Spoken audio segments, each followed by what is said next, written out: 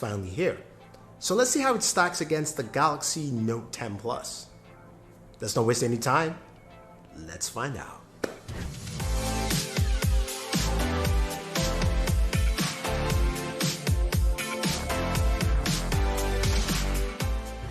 So Apple's iPhone 11 Pro Max is finally here. It's the latest iPhone device. It's now called a Pro because Apple feels like this line is more pro user in mind. And there's an 11 Pro and the 11 Pro Max. But we're looking at the 11 Pro Max because how does it stack against the Galaxy Note 10 Plus? That, of course, is the Pro device, and that device we know has a lot of features, but let's look at the 11 Pro Max first. It comes in 4 new colors. Well, there's a gold, there's a new space gray, there's a white, and there's that midnight green, which I do like that color. So let me know what you think about the colors, because I'm leaning towards midnight green. Might pick something else. In terms of storage, we're looking at 64 gigabytes. Yes, 256 and then 512. So Apple is still keeping the same scheme, if you will. Its price starts at $1,099 for 64 gigabytes. That doesn't stack up well because the Galaxy Note 10 Plus at $1,099 is basically 256 gigabytes of storage. Well, let's look at the display. The iPhone 11 Pro Max has a 6.5 inch display. It's called a Super Retina XDR display. The reason for this new naming is because it's got a bunch of new features. There's HDR 10 support. There is also Dolby Vision support on this. This display has a huge contrast ratio of 2:1. It's also got max brightness in terms of nits at 1200, regular at 800, so that's pretty high. It's a vibrant display. Just like the Galaxy Note 10 Plus display's vibrance, I think the max nits is about 1000 to 1100. I could be wrong, but it's a super bright display. So both displays have nice brightness, colors, the things you're looking for in a display that you love to see. Now, when we move to the back of the device, that's where, of course, you see the camera hump, a new camera hump. I'm using, of course, a dummy model here in this video, but what you do have is a triple camera setup. First time iPhone has gone to that. The Galaxy Note 10 Plus has always had a triple camera setup, and that's something new for Apple. This time they have 12 megapixel cameras all across the board. There is a wide angle camera, which is the main camera at 12 megapixels f1.8. The ultra wide is field of view of 120 with also f-stop of 2.4, and there's a telephoto with the f-stop of 2.0, and it's also 12 megapixels. Now the Galaxy Note 10 Plus has a triple camera setup, two 12 megapixels, one 16. The 16 megapixel is that ultra wide, 120 degree, I believe, field of view. I think takes lovely photos, pictures. I'm going to do, of course, we'll do our camera video, of course, on the iPhone 11 Pro Max to see what it actually brings to the table. Now that we have a newfound camera bump on the iPhone 11 Pro Max, I've got a few cases from my good friends at Spigen that I really like. The first one is a liquid crystal case. What I like about it, it's flush. It basically balances out with the raised edge of that camera bump. And of course, you've got protection all around. This, of course, is a see-through case, so you get to see the colors of your iPhone 11 Pro Max.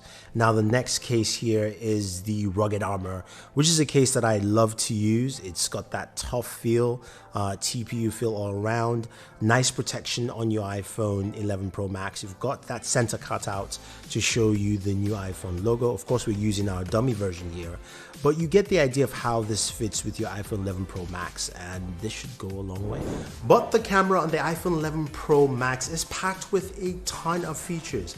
All three cameras can record 4K 60, and Apple says your images will still look the same across the board, which is pretty nice.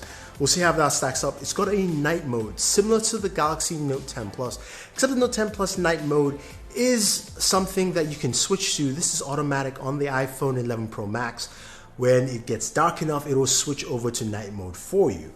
So we'll see how that pans out with his photos, but there's new next generation Smart HDR to give you better photos, and apps like Filmic Pro allows you to record with all 4 cameras on the device, 3 at the back and 1 in the front, in 4K 60. Yes, the front-facing camera now records at 4K 60.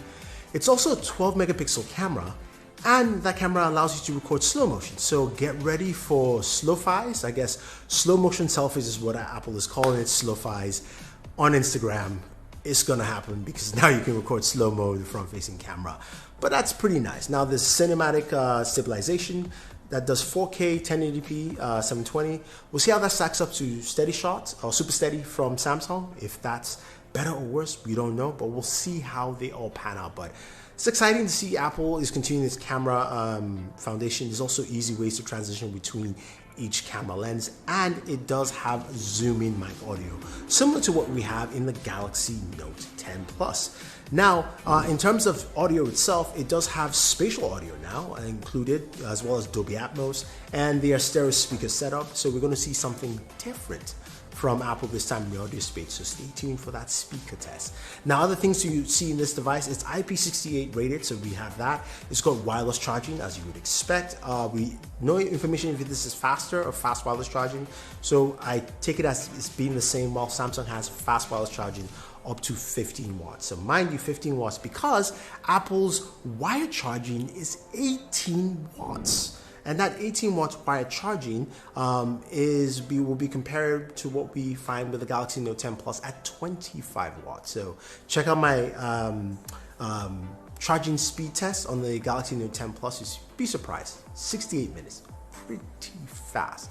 We don't no idea what the battery is on the iPhone 11 Pro Max, but we do know that it will have 5 hours more battery life on this new battery size. Let's see what it is. It uses a lightning port, so that hasn't changed at all. Now on the Galaxy Note 10 Plus, just a few things to mention. We know it does have a lovely display. That display on the Note 10 Plus is a 2K display. The display on the iPhone 11 Pro Max is not. The display resolution is 2688 by 1242. Again, Apple has funky display measurements, as you all would expect. It's a vibrant display on the Note 10 Plus. It has a triple camera setup powered by the Snapdragon 855 processor. We have up to 12 gigs of RAM, and it starts at 256 gigabytes of storage. It does not do 64 gigabytes, so that's a huge plus. We also do have wireless charging. We have reverse wireless charging, and that wireless charging is fast wireless charging at 15 watts. The charging there is a 25 watt charger. You can get a 45 watt on the Galaxy Note 10 Plus, and we have a 4200 milliamp battery. Now, all that being said, the extra feature we do have in the Galaxy Note 10 Plus is the S Pen, and the S Pen has a ton of functionality that we know quite well. We've got the ability to write text, we can draw on our devices. We can also use the S Pen for actions to navigate through the camera, using it in a standing position, or if you're trying to take video and photos from far away or with family and friends, doesn't matter. So you have that built in there, something that's just very unique and interesting. Plus you do have DeX, which is the ability to plug in your Galaxy Note 10 Plus to a display or a laptop and turn it into a full desktop experience. Again, something the iPhone 11 Pro Max just doesn't have. But I want to hear from you guys. What kind of videos would you like to see once I get my hands on the iPhone 11 Pro Max? I'm going to be doing a gaming video. I'll be doing a speaker test for you guys to see. Also, we're doing a charging test as well. I might do a battery drain test. That's something I've never done, but if that's something you guys want to see, I'll try and do that for you as well. I might also do a test between the 18 watt charger and the 15 watt wireless charger on the Galaxy Note 10 Plus. See how both of those two stack up. It's very different, very interesting. But leave your thoughts down below, and what do you think of this brand new iPhone? Do you like the iPhone 11 Pro? Do you like all the features it brings to the table? Is there anything new, or is it just a catch up from Apple as we usually see on the yearly basis? Leave your thoughts down below. Don't forget to like, share, subscribe, and check out those speaking cases down below if you want to pick them up, because you're going to be needing cases for your iPhone 11 Pro.